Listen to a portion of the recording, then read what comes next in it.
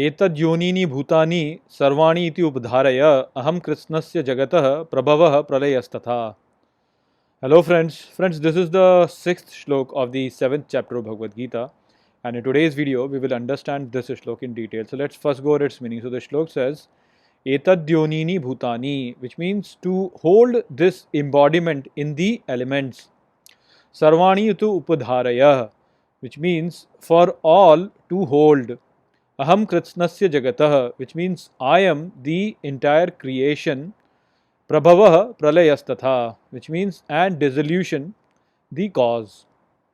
So, in this shlok, Shri Krishna is further describing that in all the living beings which have a physical body, I provide them the embodiment to them, and I am the reason behind their embodiment, and I am the one who basically creates this universe and then who destroys this universe also.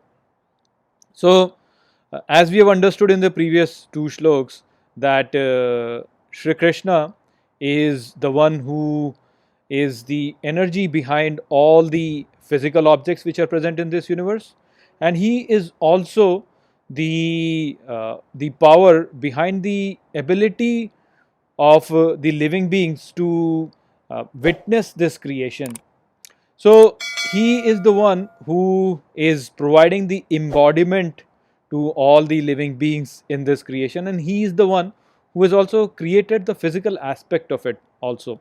And so he is the force behind both the physical world and the consciousness, and that is the way in which this entire creation is ongoing, and it is going on.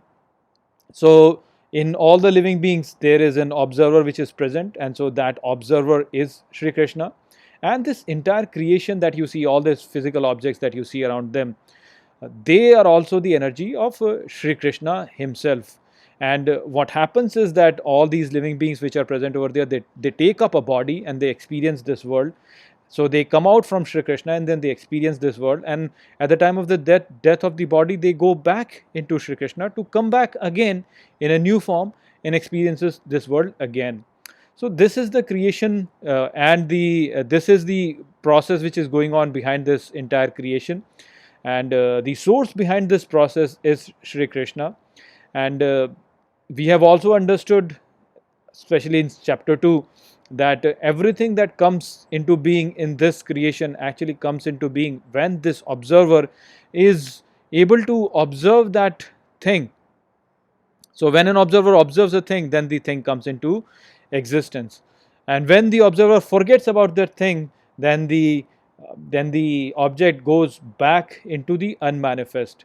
And so looking at it from that point of view, you can see that how things come into existence through the observer, and then they go into unmanifest also through the observer. And so the creator and the destroyer of everything in this universe is this observer in itself, and this observer is sitting inside all the living beings.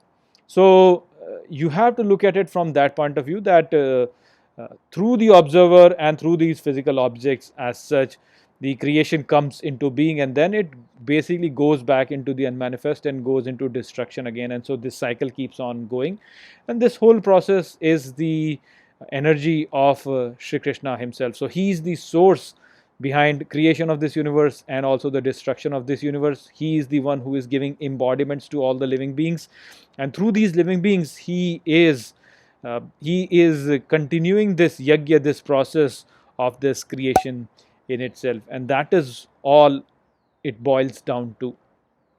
So I hope that I have explained this shlok well to you.